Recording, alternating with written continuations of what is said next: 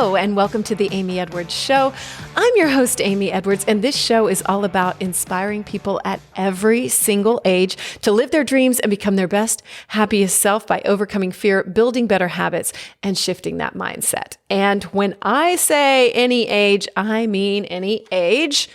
I myself have just turned 50, and I could not be more excited to be sitting here recording my 100th episode of the Amy Edwards Show and sharing with you today my 50 things that I have learned at age 50. I've learned more, but this is the 50 that I came up with to share on the show. I think it's 50. Did I have? Oh, I do have 52. Well, whatever. It's like a deck of cards. First off, I just want to say I'm stoked that this is my 100th episode, like really excited. I've had 2 shows before this and I did not make it to 100 episodes. So that's really a big deal for me. And I think anytime you keep going at something, you should be really proud of yourself. So I'm going to take a minute to just say, way to go, Ames. And I also, in that gratitude, I'm just grateful for you. Y'all know I'm big on voice and sharing our story and sharing our perspective and all that. And a part of using your voice is listening, someone listening or me listening to you when you use your voice. And I just am so grateful to be able to use mine, to be able to listen to you, to be connected here. I'm grateful for podcasts that we have this really cool medium. Anyway, I meditated today, actually, right? I record here. I meditated right here where I'm sitting today. We're right next to it. And I was just overcome with gratitude and thinking about everyone and just excited and grateful. And I'm so grateful. So today, solo episode of 50 things that I have learned. And I want to say up front, this was a really cool exercise. If you haven't done this, which I'm guessing maybe you haven't, I certainly hadn't sat down and thought through my life and thought through things that I had learned. It's a really cool exercise, and it'll make you just really look at yourself and probably appreciate your life in a whole different way because you are learning. Your life and your experience has so much value. And I really enjoyed thinking through this and coming up with things that I have learned. And I thought that was just really cool. So, I also wanted to express too, you'll probably get some ideas from this of your own, of things that you've learned or things that maybe I missed or that you would tack on. I would absolutely love to hear what you would add to this, what's on your list. So please put it in the comments or reach out to me on Instagram. I want to share them. I want more. I want to keep learning, which, how you like that for a segue? That is number 1. Number 1 is, I've got my list right here, by the way, in my hand. If you're listening, it's on paper. I printed it out. Number 1, there is always more to learn and always more to grow. And that is why the best is yet to come, because we're continually growing. There's more to learn. All we have to do is just open our eyes. It is literally there all the time. I mean, I learn when somebody acts a certain way. I learn about myself and how I react, how I handle it. I learn just all the time. And those are the things that make life more exciting, life more expansive. And so that is one thing that I've learned, that there's always more to learn and always more room to grow. How awesome. I think that sometimes we can get like in a stagnant mind mode, right? And think that we've learned it all, or you've certainly met people, I think that they've learned it all. No, there's always so much more to learn. So number 2, we're going to crack down our list, move through the whole thing. And I don't know how long this episode's going to be with 50 things. So thank you. Thanks again for being here. I'm just excited to connect and to read through these. Okay. Number 2, if you aren't enjoying something and it's optional, don't do it. I know. So many times we think we have to do things and we get bitter about them and resentful. And you know what? If you aren't enjoying it, don't do it. For me, a lot of it is like cleaning up around the house and stuff and doing things. And I just last week was like pissed off about it.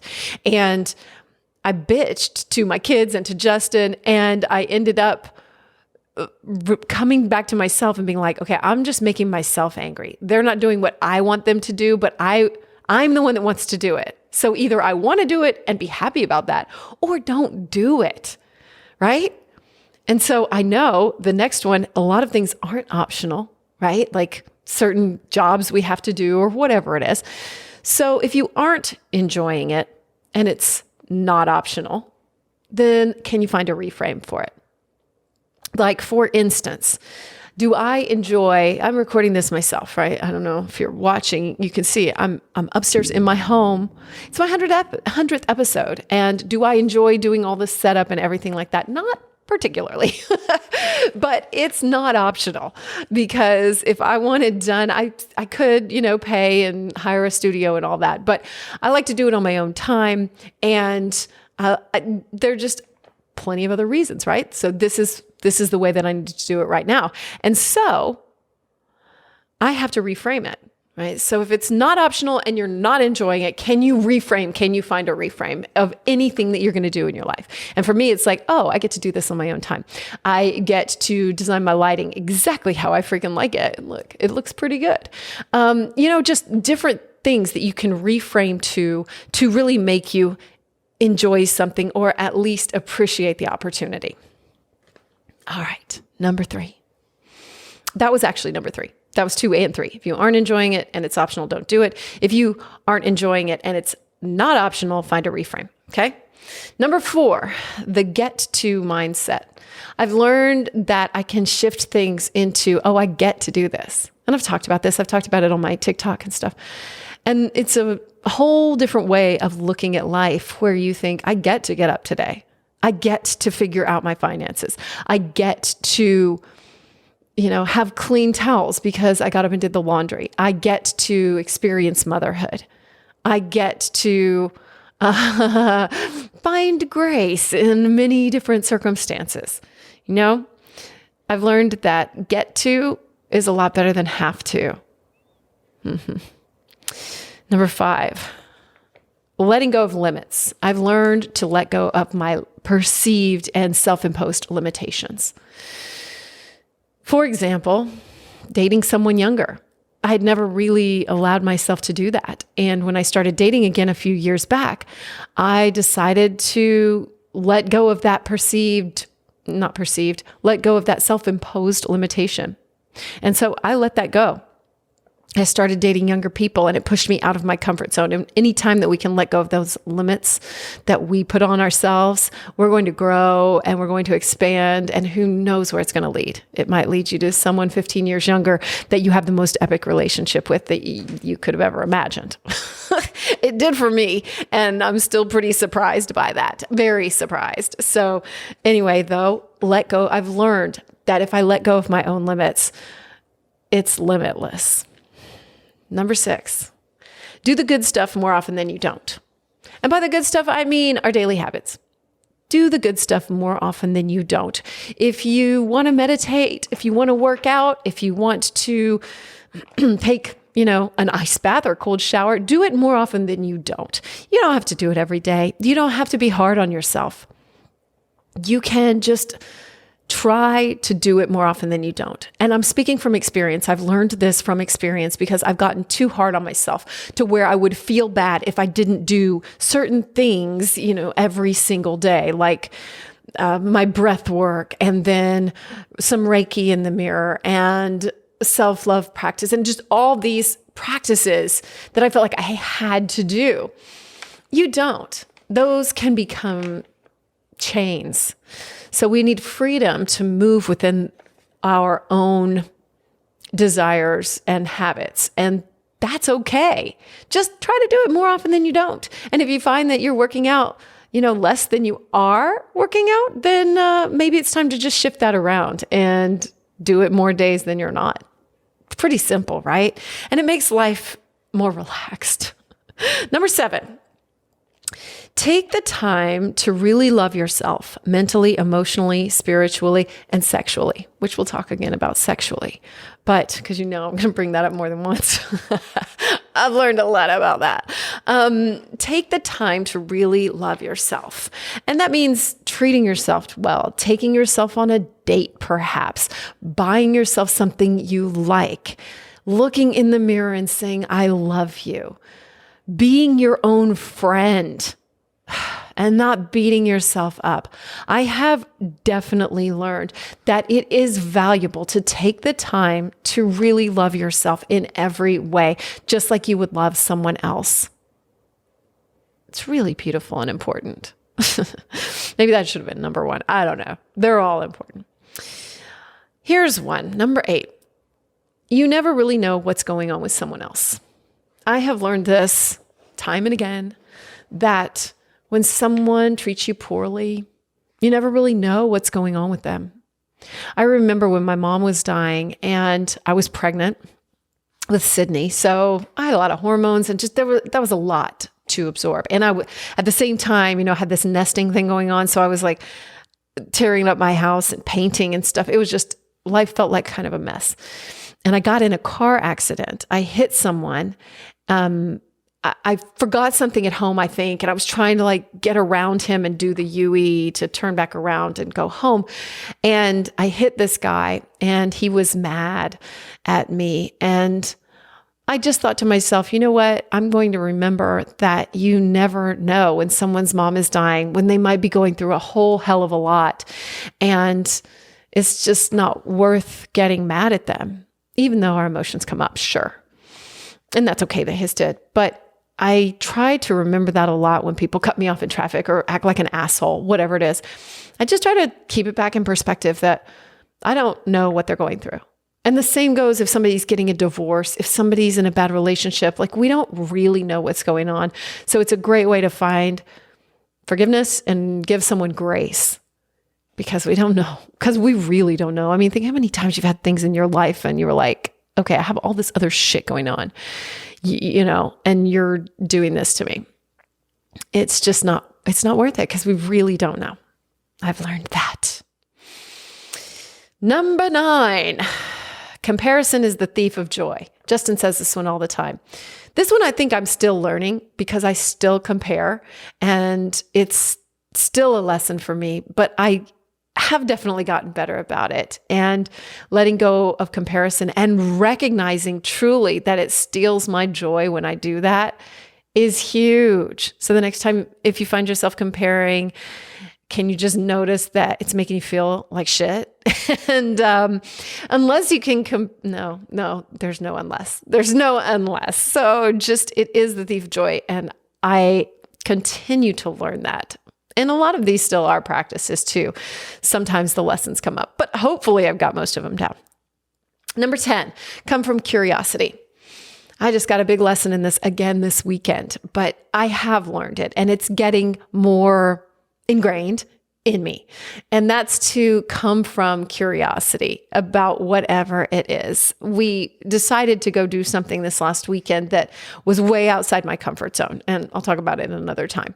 But I was having some angst about it, and Justin reminded me to come from curiosity, to just be curious about it, and like you would a podcast, and like you would ask questions to someone, and take the investment of yourself out of it, and instead just detach, being able to beautifully detach just a little bit, and that keeps you in that curious mindset because you're not affected necessarily. You can just remain curious. But even if you are affected by something, even if it is really right there, maybe someone you're living with or something in your home, retaining just a sense of curiosity can help you detach in that situation. And what an amazing thing. So that is a great tool to learn for sure. All right. Number 11, efficiency. I've learned that I like efficiency a lot. And that's one of the things I talk about on this show is being efficient at these habits. And it just means actually doing it. I mean, how many times do we have to be told meditation's great to actually practice it? It's putting things into action when you hear them. And I have learned that if I can just get quicker at putting things into action, I'm that much quicker at reaping the benefits. So I preach efficiency because of that reason. And I have learned that's why I like it, because it speeds up our process so much quicker. How cool is that, right? Are you ready to up-level your pleasure practice? I have in mind, and one of the tools that I've used is from Wands. That's Waands. One of my favorite items that they have is the cervix wand. It is their #1 best-selling glass pleasure wand for vaginal and anal de-armoring. That means more sensation. That means more getting in touch with your body. It's designed for cervical and G-spot stimulation, and it has helped thousands of women become more connected to themselves and their own pleasure while supporting them to heal pelvic pain through self-yoni massage.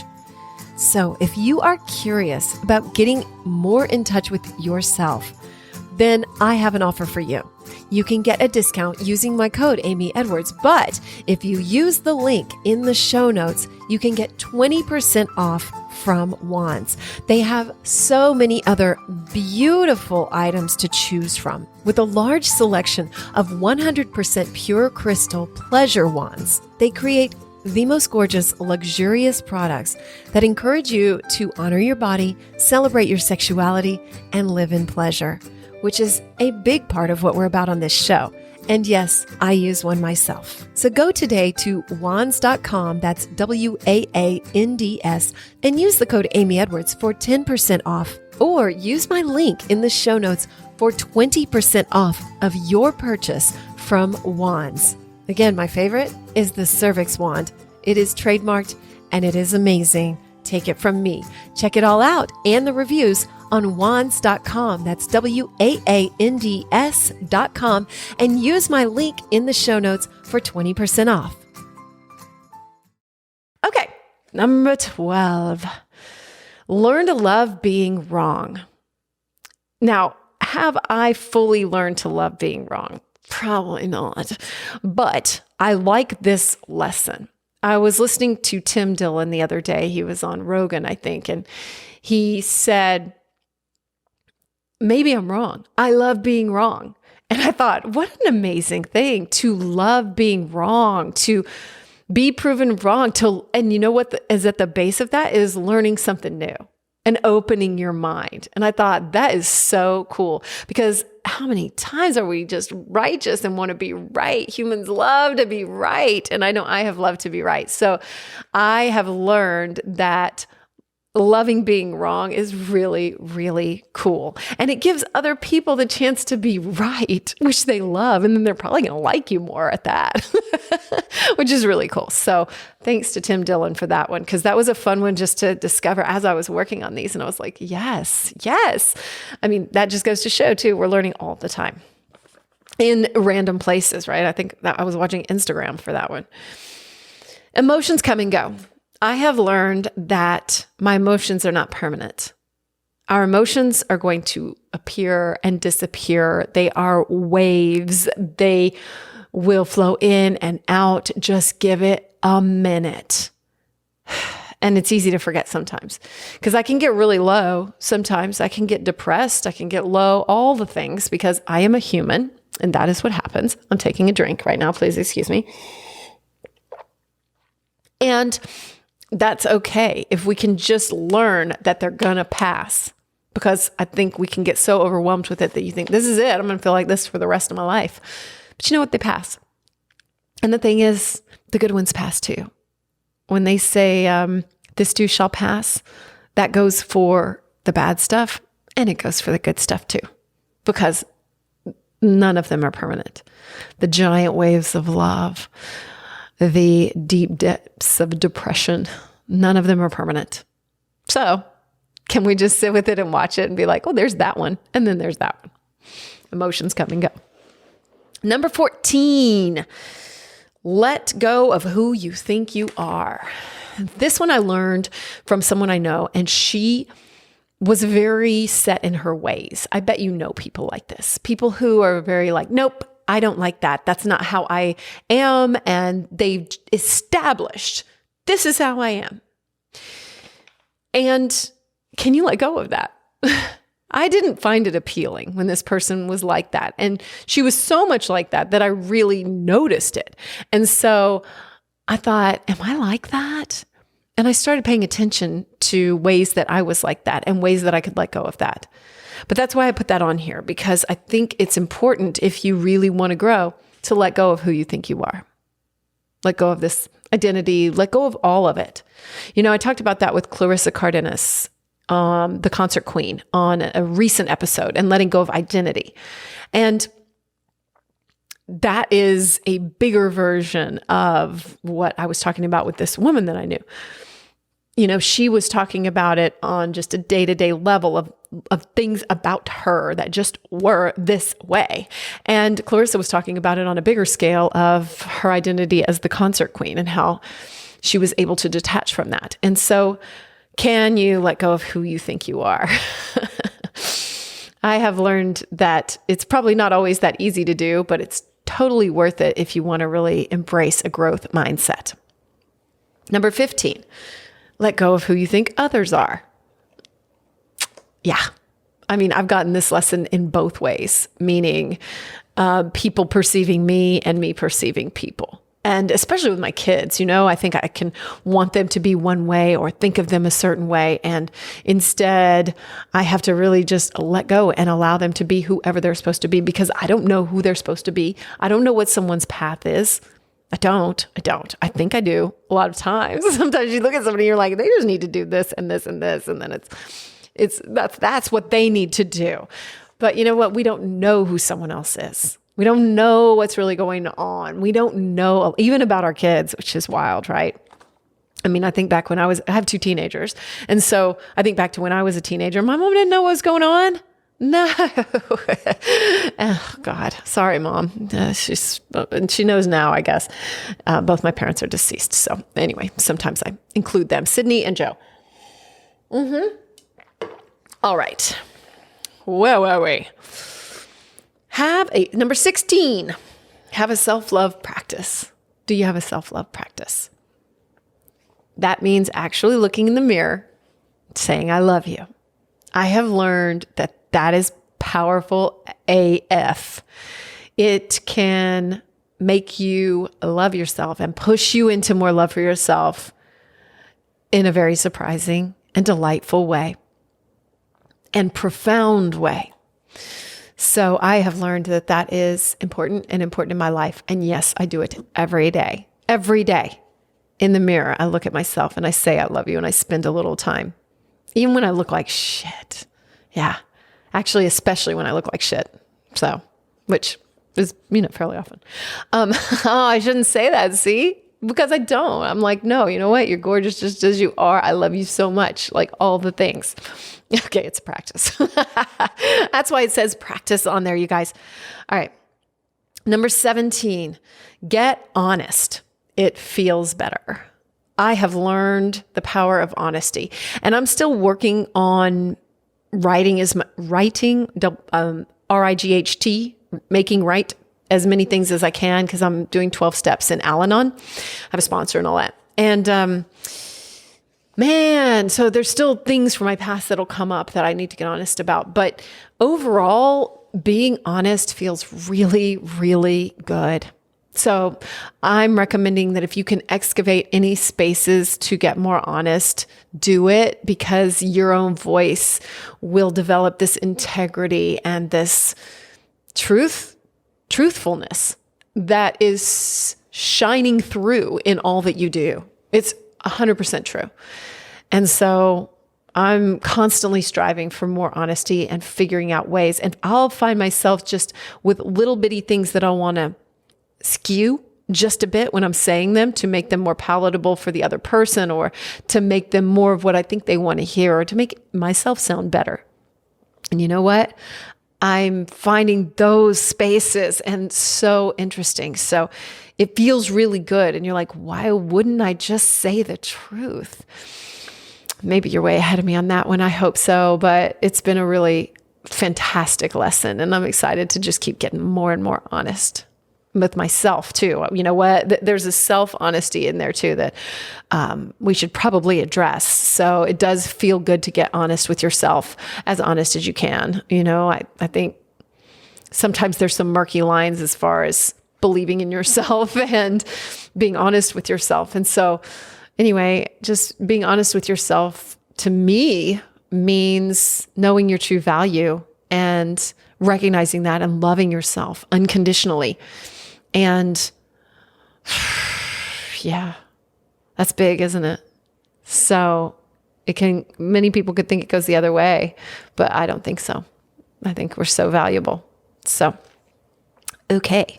Number 18, ask for help, talk to people, and know it's okay not to know.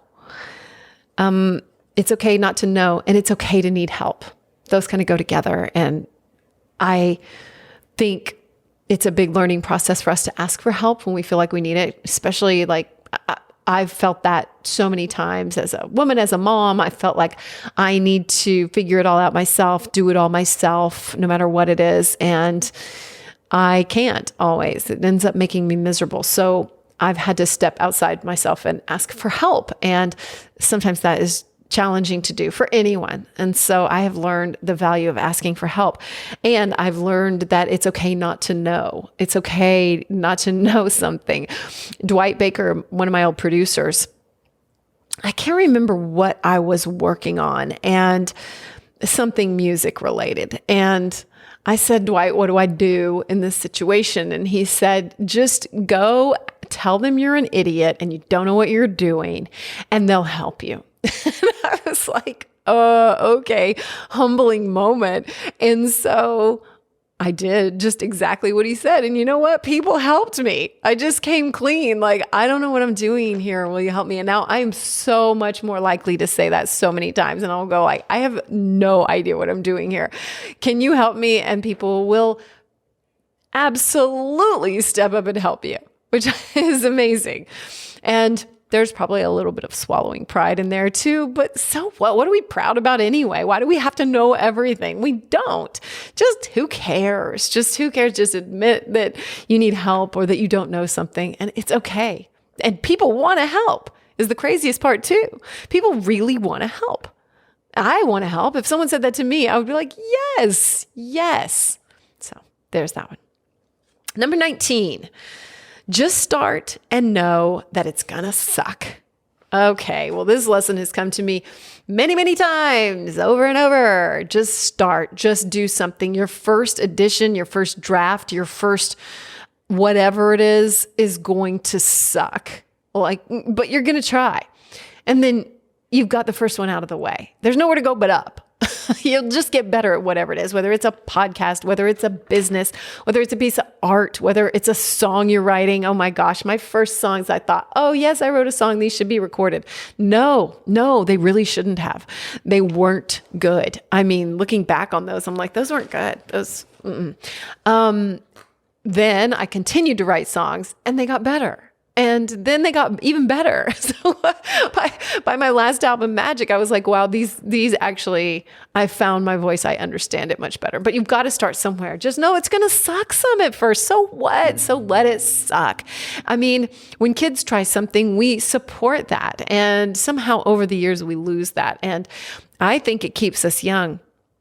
If we're willing to just suck at something and start out, I mean, say you've always dreamed of playing the violin, you're going to suck at first, but you got to get through that. You just got to break through those initial whatevers, sucky times. So go ahead.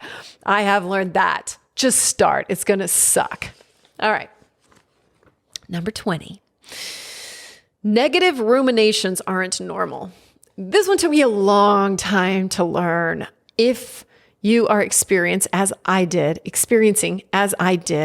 negative ruminations, which means mulling over the same thing about how you suck or you're an awful person or whatever it might be, whatever negative thing is going over and over and over in your head, maybe when you're falling asleep at night, maybe anytime. I thought I did that my whole life, y'all. Until probably 3 years ago. And I thought that was normal. I did not understand that thinking like that wasn't normal and that everybody didn't do that. And when I started to talk to people and find out that they didn't do that, I thought, that's possible? It was a huge light bulb moment for me. So I started working on it. That's part of the work I did with psychedelics a couple years ago. And it helped change. Actually, I'm going to talk about that in a minute, but it helped change some of my neural pathways. And I don't ruminate like that anymore. So I learned that negative ruminations are not normal. Not that I'm into defining things as normal or not, but if you're experiencing dark thoughts and things like that, that it is changeable. And what an amazing thing to understand when you thought maybe that wasn't just the way it was. It doesn't have to be the way it is. Number 21, you are the tool. So Aline Hanley, I believe was her name. She was in one of my earlier episodes, and she was a proponent of having everything we need inside of us. You are the tool. I love this so much. I subscribe to this 100%. So when we are searching for something outside of ourselves, how can we recognize that it's already within us? Because we have an abundance of love.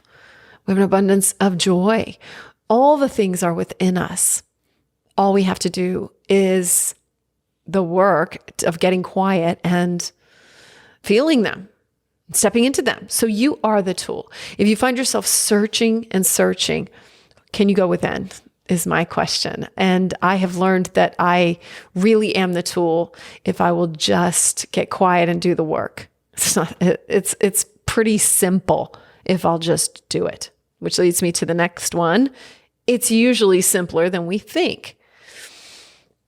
If we are searching for something, peace of mind, better sleep, let's take for instance, it's usually a little simpler than we think. Now, I'm going to, of course, put a little star by this and say, if we're talking about some deep-seated trauma that is in our bodies, then yes, that's going to require some deeper work. But things can be pretty simple.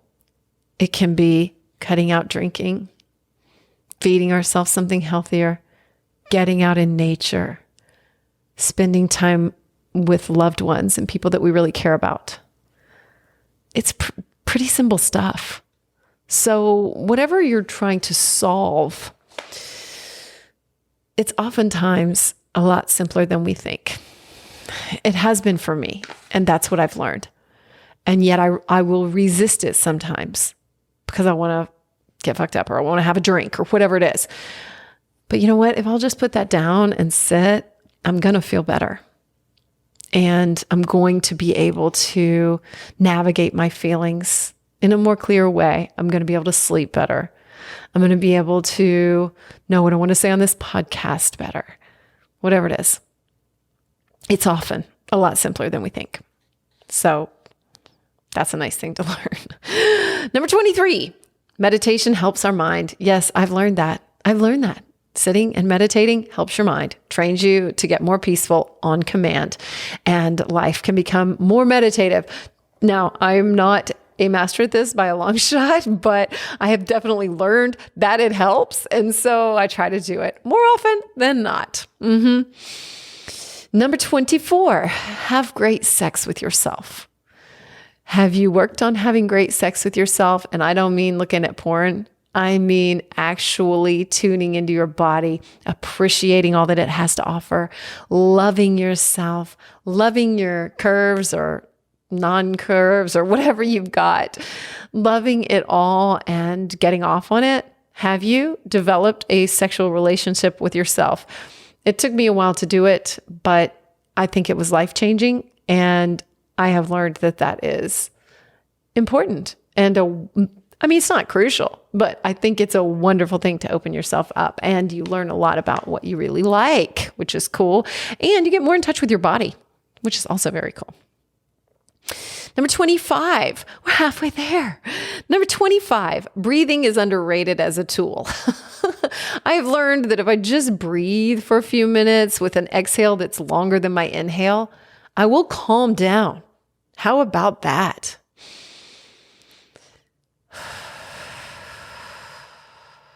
Thought we'd all take a breath together for a second.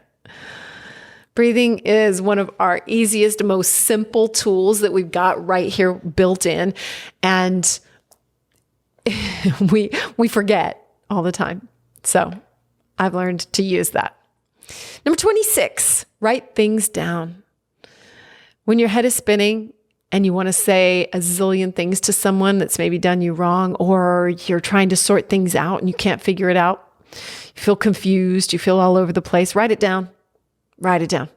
Write it down. Get it out. Man, is that a good one? Write it down. I know, pretty simple.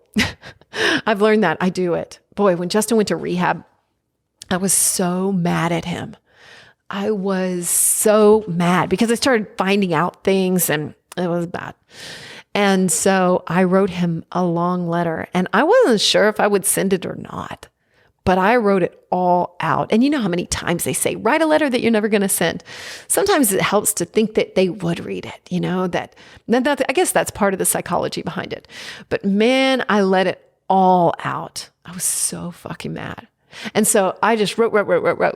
And I think it was like a 7-page letter or something insane like that. And I am not sure if I still have it or not, but I stuck it in my nightstand. I thought maybe I'll send it tomorrow. And then I didn't send it the next day. And then I reread it and I got mad again, you know, but it didn't matter. I had it out and I added to it. I had it out of me and I could add to it. And then it just felt like it had lost some of its power. And probably if I went back and read it, I could probably summon those emotions. But I suppose that's where burning it comes in. You could burn it, whatever. But all I know is writing things down helps. The most important part of that was I got real clear on how I felt. And that was the best part. I got clear on my boundaries. I got clear on what I wouldn't and would accept. I got clear on the kind of partner I wanted and the way I expected someone to show up for me. I got real clear on a lot of things. And that is amazing. So writing it down, that matters. Next, number 27. This one, I've continued to learn over the last, sorry, I'm drinking my hydration. This one I have learned off and on over the years. And I really feel like in the last 2 years, I probably got big lessons on this, just conversations on this show, books that I've read. Existential Kink is a great book. I think it's by Carolyn Elliott. It's great about this too. And that is that number 27, it is all part of life. Everything exists. Everything. And if you go back and listen to my interview with East Forest, the music artist, Krishna is his name, it blew me away because we got on a conversation about God. And if God is everything, that means everything. That means everything. And all of it is just part of this life. It's all part of life. The lows, the highs, the whole shebang is all part of it. Everything exists and it's all part of life. And that's okay. That's part of the beauty of this experience. So the sooner we can accept that, the sooner we can relax, at least for me. I don't know. Talk to me in another 50 years. Maybe I'll have more perspective on that. Who knows? Let's hope. I hope I will learn a lot. Okay, 28. Worrying about what other people think isn't worth it. How did I learn that? Probably because I've done it so fucking much. And if you could let go of worrying about what other people think, then you're just going to be a lot happier. And I think maybe a lot of that just comes with age. You just start to care a lot less and you go, wow, this feels better. And so, yeah, I don't worry as much what people think. If I walk around looking kind of crazy, I don't care. If my thighs don't look good, I care so much less because who really cares? Who really cares? For my birthday, I saw a picture of myself in a bathing suit and I was a little bit like, ugh, but, cause my body's not really where I want it to be. But at the same time, I just don't care that much. I don't care because it's really just about what other people think in that moment. I guess there's some what I think and what I want to look like, but why do I want to look like that? Is it because of the way I want other people to see me? Maybe. So yeah, worrying about what other people think is way overrated. So I have learned. 29, take your time to figure out you and trust that it'll happen. So if you've listened to this show for any extent of time, you probably know that I talk about all the puzzle pieces of my life finally fitting together or feeling like they make some kind of picture that looks like something that makes sense. And it's hard when you're in it and you don't even understand why you like something or want to pursue a certain path or want to maybe do whatever it is, end a relationship, start a relationship, whatever it can be. Sometimes we don't understand, and that is A-okay. Take the time to do those things and just trust that it's going to make sense later. Because I am telling you, it absolutely will. If it doesn't right now, if it doesn't yet, that's okay too. Just accept that it is going to. Just trust it. Trust it. Ooh, I love that one. Number 30, share your wisdom and your magic. Don't hoard it.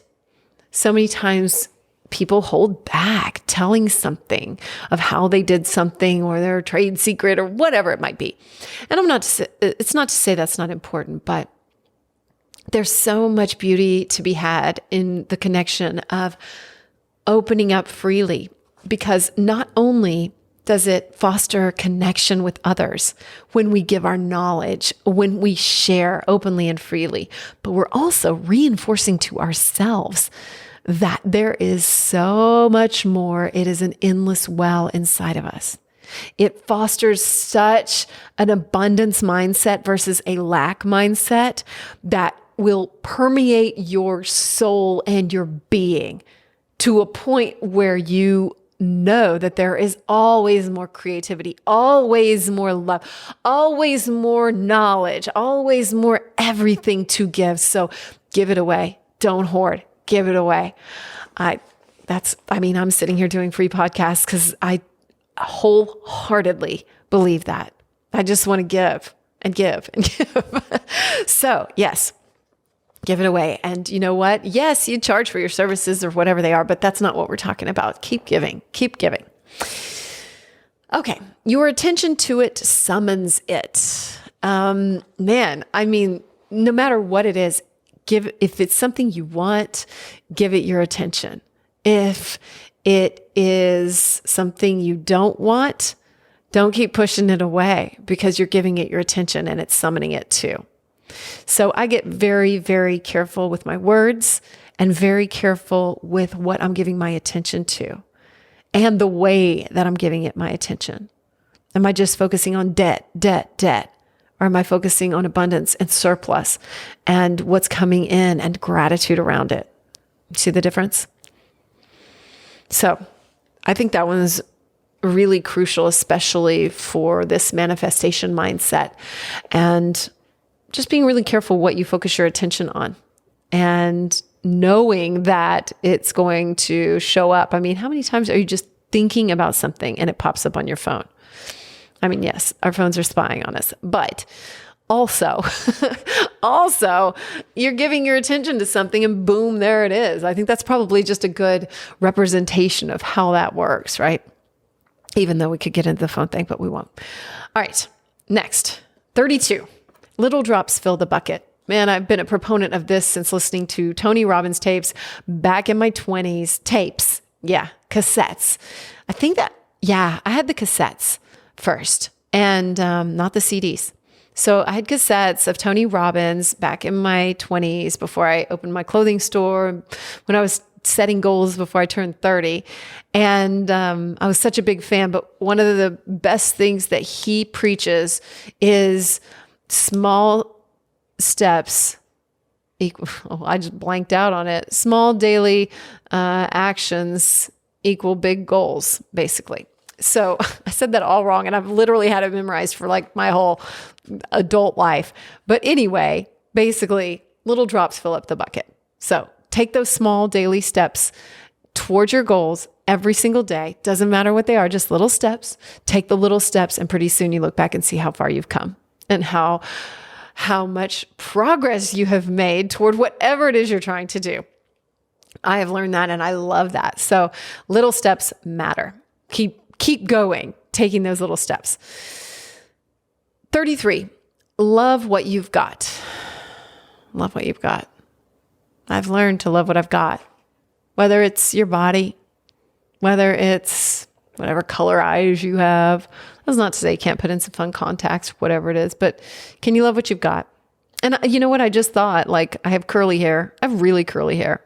And I'm not the biggest fan of it, but I have tried to love it and appreciate it over the years.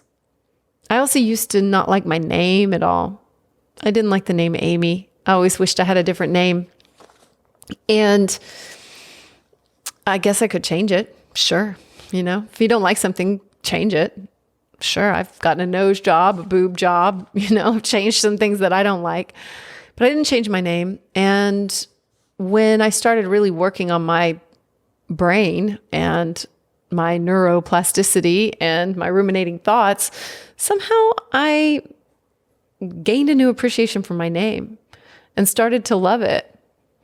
And loving the things that you've got, that you've been given, that you've been blessed with, is sometimes a little bit of a stretch because we tend to not love them. So I have learned to love what I've got, whatever it is. We've all got different stuff. We're just playing the hand we were dealt. So love what you've got. Chances are somebody else out there wants whatever it is. So maybe they can love what they've got too. Number 34, keep an abundance mindset.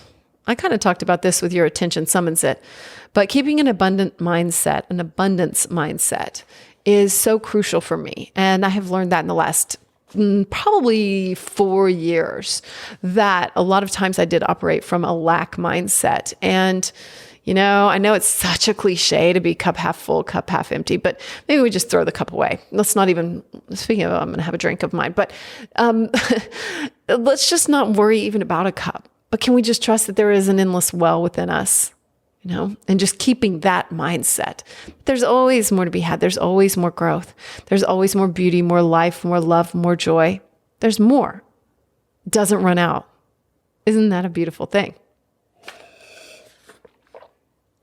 Okay. Sorry, I'm hydrating my voice. Number 35, in marriage.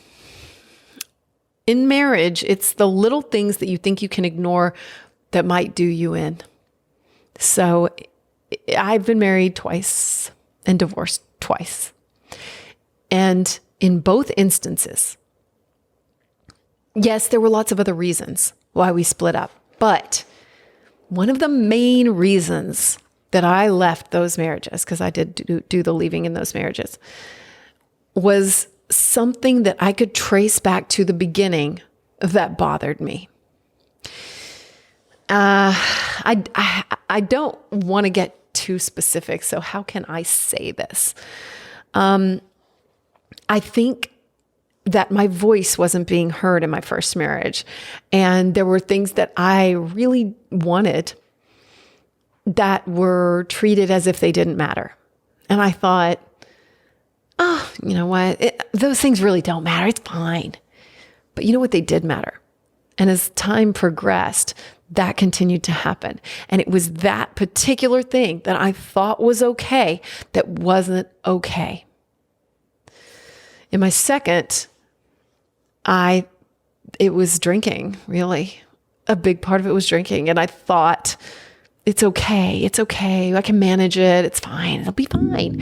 Every time I do this little brushing aside with my hands when I talk about it, like, ooh, it'll be fine. It's fine. And you know what?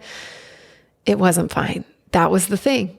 That was really the thing that I couldn't get through. And so if you're in a relationship and there's something that bugs you that you think, nah, it'll be fine, I would encourage you to totally pay attention to that, because those little things are the things that'll do you in. And sure, people change, people cheat, all the things, right? But I just encourage you to really pay close attention to any of those little things that come up for you. So yeah, that's what I've learned about marriage. So anytime you have a relationship, if there's a little something like that, pay close attention. And maybe talk about it. I don't know. Maybe I did try to talk about it. Anyway, let's not go down that path. Okay. Number 36. Decide that you're a great parent because no one's going to do it for you. So this is to all you parents out there. Decide that you are a great parent. Decide that you're a great mother. Decide that you're a great father and own it. Tell yourself, I am a great mom. I am a great dad. Maybe you do have a spouse or significant other or the other parent to your child that says that to you. But if you, like me, have been divorced, maybe they don't think you're the best parent. And so you left the marriages, right? So it's a big strike against you. So you got to do it for yourself. And I learned that I had to tell myself that I am an amazing, awesome mother, period. I am killing it as a mom. I'm doing so great. And I have had to affirm and affirm and affirm that, because we can find a million ways where we think we're not cutting it or living up to whatever standard, imaginary standard, perceived standard of parenting is. But I'm just going to tell you right now, start telling yourself what a badass parent you are. Like, I am a great mom. So start telling yourself those things over and over and over, and do the things that you need to do. Show up for your kids, spend time with them. But know that you are a great parent. Do that for yourself. It's such a gift. Because I just was like, I am not listening to anything else that tells me I'm not a good parent. I am a good parent. I absolutely am. I communicate with my kids and I'm doing my best. So I highly recommend that one. Decide that you are a great parent, period. Number 37, don't fear the dying. You won't regret being there if someone's dying, but you might regret not being there. I watched my mom and my dad die, and really my aunt too, my dad's sister. I went and lived with her some before she died. So I wasn't there right when she died, but I remember being a little bit fearful. I was in my 20s and I was taking some classes in Houston. So I went to live with her. Excuse me. I went to live with her for a little while. And I was nervous because I knew that she had very serious stage 4 lung cancer. And you know what? It was so awesome because I got to live with her, learn from her, talk to her, get to know her so much better as an adult in those years. It was so wonderful. And I was like, man, I'm so glad I did this and didn't resist it, because a part of me didn't want to do it because it's scary. And it's just scary sometimes. And so anyway, I just wanted to say, value that time that you have left with someone, even if they're not exactly with it. Because I know when my mom was passing, we had a hospice for her. She passed very quickly too. Like, it was like a month long. And so I was able to really sit with her and spend time with her. And as scary as it was sometimes, I was so glad that I was there to see her heart stop beating, to be there to hold her hand right then. How amazing is that, right? I'm still amazed that I got to be there. And for my dad too. You won't regret it. So don't fear the dying. Really allow yourself to be with those people, because those are things that really, really matter. So that was a big lesson for me. Number 38, you can have it all. You don't have to choose. It's not a trade-off. It's not a zero-sum game. It's not like, oh, wait, if I choose that much joy, then I have to balance it out with this much unhappiness. Nope. Or if I get that much money, I can't have the relationship. Nope. Fuck that. You can have it all. You can have it all. 100%. I'm an absolute believer that you can have it all. One time, this is a kind of a silly example, but one time I posted all the things I have done to my face on my Instagram. Like, I've gotten these peels and, Botox and whatever else. And I posted that on my Instagram, and some girl left just kind of a snarky remark. She was like, "Well, I'd rather spend that on travel." And I commented, and I was like, you could do both. If you want to do some stuff, you don't have to choose. I mean, granted, sometimes we do have to make choices about what we're going to spend our money on, sure. But my point is that I believe we can have it all. You can look great. You can travel. You can have a relationship. You can do it all. You don't have to choose. It's not a zero-sum game, not between other people too. Like if I have all these blessings, then, someone experiencing homelessness doesn't. Nope. You can experience all the blessings, and so can they. 100%. It's not an either or. You can have it all. Number 39, if you start a business, pay yourself. How about that? That's right. I have started a business and I didn't pay myself. And what a huge, huge mistake that was. I wish I had. I've talked to people who have started businesses that did pay themselves. That is definitely the way to go. If you start a business, pay yourself. I've learned that. I thought it was worth sharing. Number 40, psychedelics are scary, but they helped me with my neural pathways and resetting things in my brain. But you have to stop and integrate them.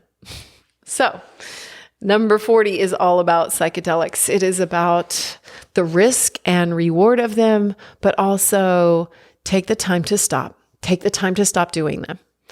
You can do them. They're scary. They're worth it. But can you stop? And if you are looking for the next one, then you need to ask yourself why. So if you can stop and integrate, then that is magic. So I have learned that rather than just seeking the next one, stopping for a while and really living life is where it's at. That's just me. That's just for me. But it might be for you too, which is why I'm sharing it here. Number 41, drop judgments as you can, hard as it is sometimes. Everybody's doing their best, even though their best might really suck sometimes and is hard to understand. Can you find grace when we drop those judgments? People are doing their best. And yes, maybe it's not great, maybe they're in addiction or whatever it might be. But can we let go of the judgments? It's like we were talking about before. And I've just learned that the sooner I can let go of my judgments, the happier I'm going to be. And I'm able to find grace. I'm able to find compassion, which is awesome. But in that leads us to number 42. It's okay to move on. That's right. Maybe that doesn't work for you. So find your boundaries, and it is absolutely a-okay to move on. You can be honest with them if they'll listen. Or maybe you just fade away, you just gently just spend less time with that person or whatever the situation demands. It's okay. It's okay to distance yourself. It's okay to move on. As long as you're, aware of it, right? It's not like a running away, but it is just protecting yourself, protecting your boundaries, protecting your energy. Yeah, right on. Number 43, we don't know what's best for anyone else, and we don't know the path they're supposed to walk. We've kind of covered this, but yes, we don't know. I have learned that I don't know what someone else's path is going to be. I could never have predicted my own, honestly. But as much as I think I know the way for someone else, I absolutely do not know the way. I don't know what's best for them, and I don't know what's supposed to happen. It's painful sometimes. I have a friend who's relapsed several times just recently, and it is tough to watch because I feel like I can see the path that this person should have, but I don't know what the right path there is for them. Maybe that's not maybe. That's exactly whatever they're going through is exactly what they're supposed to go through. And that's hard sometimes, isn't it?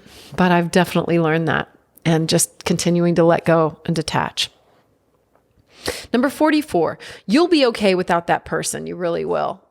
Whoever it is, if they break up with you, if they don't want to see you, whatever it is, sitting around crying about it isn't going to change things. So you will be okay without that person. I had a person in my life once And actually, this has probably been a repeated pattern that's happened many times, but I really thought it just had so much potential. And I just thought, I'm never going to smile the way that I did with that person. And I'm never going to see that person smile at me like that again. And I was just devastated and I would cry. And you know what? I'm okay without that person. I'm totally fine. And yeah, I went through some sadness, but gosh, I didn't need to go through all that. And now I've learned that no matter what, you're going to be okay without that person because you're okay. Just like this, just fine. Do you ever do that too? You're like, I was fine before I met them. And then you meet them and then you're not okay after you break up and you're like, why can't I was okay before? What happened? Well, you'll be okay again. You'll be okay without that person. I've learned that. I have learned that. Okay. Number 45. Ooh, we're moving all through this. It's about an hour. Exciting. Number 45, there's no right way or wrong way. My episode 1 of this show, which I'm excited to reference since we're here at 100, my episode 1 was all about learning that there's no right way or wrong way to do something. And I was referencing especially this podcast and thinking that I had to do it a certain way. You don't. There's no right way. There's no wrong way. There's just your way. So jump in and do it. Forge your own path. It's okay. You'll get there. Or maybe you'll invent a whole new place to get to, which would be really cool. So there is no right way. There is no wrong way. I promise you that. In my years of trying to do it the right way and avoid the wrong way, I have learned that there is no right way and there is no wrong way. You know, frankly, that's pretty comforting if you ask me. That's really nice to know. And I love leaning into that. So no right way, no wrong way. Beautiful. All right. Next up, let's see. Number 46, dance and sing whenever you can. Dance, sing, use your voice, whatever it is. I've learned that there is so much value in dancing, especially if you're with someone. You know what? It can just make you happy. And there's so much to be said for being happy, especially in dire circumstances, right? So dance and sing whenever you can. Number 47, find people that make you laugh. I love this one. Man, there are some people in this world that are so serious, and it's such a turnoff to me. It constantly amazes me how much of a turnoff that is when people are just so serious. And number 48 is never take yourself too seriously. So these combine. Number 47, find people that make you laugh. And number 48, never take yourself too seriously, because like I said, it's kind of a turnoff. I mean, and that's not even why. It's just more fun. I like to be able to laugh at myself. The sooner I'm able to laugh at myself, the sooner I'm getting over a situation. When Justin was going to rehab, I talked to one of the counselors there and I started laughing about something. I was like, you know what? That's how it goes. And I don't know. I just started laughing about my own situation, about the whole thing. And she said, I am so happy to hear you laughing. That is such a good step in recovery. That's such a good step to healing. The sooner we can laugh about things, the better. So don't take yourself too seriously and find the people that make you laugh, because if somebody is just constantly serious, I've learned that I need to find the people that make me laugh my ass off. They're some of my favorite people in the whole wide world. Number 49. I talked about this in my recent episode with Ginger Hansen. It's all figure outable. Whatever it is, there is a way. It's been done. We can figure it out. It is all figure outable. I'm like, can you hear me? I'm like pounding my fists together. It is all figure outable. That's right. It's all figure outable. Don't panic. We will figure it out. No matter what it is. Oh, no matter what it is. And I'm talking to myself here too. Like, I have learned that. I know that from time and again, always figuring it out. And you will always figure it out. Number 50. And like I said, there's 52. So we went over a little bit. Number 50. Oh, you know what? I think I already did this one. Ask for help and it's okay not to know. Yep, I sure did. Okay, so actually there's just 51. Number 50 then. Don't get too bogged down in things that you must do daily and your habits. I kind of touched on this earlier, and that was just don't worry too much about everything on your list every single day, because that can bring you unhappiness. And I have learned that it's okay not to complete the list. It's okay not to do everything every single day. But if I notice my mental health suffering, I know that I need to turn back to my practices. I know that if I'm feeling down, oh, wait, I haven't meditated in 2 days. That could be an issue. So I turn back to those practices and I turn them up a little bit, but don't let them run your life.